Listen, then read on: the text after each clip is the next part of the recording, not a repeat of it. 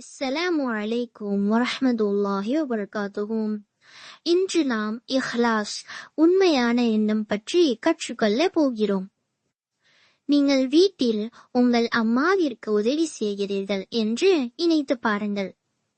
பிறகு யாரோ உங்களை பார்த்து மாஷா அல்லாஹ், நீ மிகவும் உதவியாக இருக்கிறாய் என்று பாராட்டுகிறார்கள். அப்போது உங்களுக்கு எப்படி இருக்கும்? பாராட்டப்படும் போது மகிழ்ச்சி அடைவது தவறல்ல. ஆனால் உங்களை நீங்களே ஒரு கேள்வி கேட்டுக் கொள்ளுங்கள். நான் இந்த உதவியை மக்களின் பாராட்டை பெறுவதற்காக செய்தேனா அல்லது அல்லாஹ்வின் திருப்தியை பெறுவதற்காக செய்தேனா என்று கேட்டு பாருங்கள். ஒரு முஸ்லிம் யாரும் பார்க்காவிட்டாலும் அல்லது பாராட்டாவிட்டாலும் அல்லாஹ்வின் திருப்தியை பெறுவதற்காகவே நற்செயல்களை செய்ய முயற்சி செய்கிறான். நாம் தொழுதாலும், குர்ஆன் ஓதினாலும், தர்மம் செய்தாலும், பிறகு உதவினாலும் அல்லது ஒருவரை பார்த்து புன்னகைத்தாலும் நமது எண்ணம் எப்பொழுதும் இந்த நற்செயலை நான் அல்லாஹ்விற்காக மட்டுமே செய்கிறேன் என்பதாக இருக்க வேண்டும்.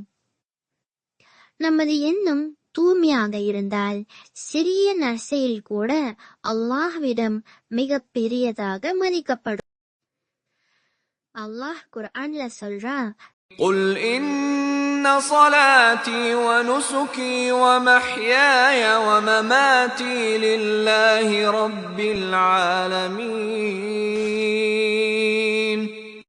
நபியே கூறுவீராக, நிச்சயமாக என் தொழுகையும் என் வணக்கங்களும் என் வாழ்வும் என் மரணமும் அகிலங்களின் இறைவனாகிய அல்லாஹுக்கே உரியவை.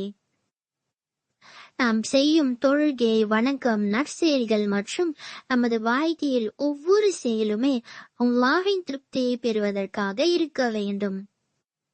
முஹம்மது நபி ஸல்லல்லாஹு அலைஹி வஸல்லம் அவர்கள் கூறுகிறார்கள், இன்னமல் அஅமாலு பின்னியாத், செயல்கள் அனைத்தும் எண்ணங்களை பொறுத்தே அமைகின்றன. அன்பான மாணவர்களே, இப்பொழுதும் நினைவில் கொள்ளுங்கள், ஒவ்வொரு நற்செயலையும் செய்வதற்கு முன் இதை நான் அல்லாஹ்வின் திருப்திக்காக செய்கிறேன் என்று மனதில் எண்ணுங்கள். அல்லாஹ் நமது இதயத்தில் உள்ள எண்ணங்களை அறிந்தவன்.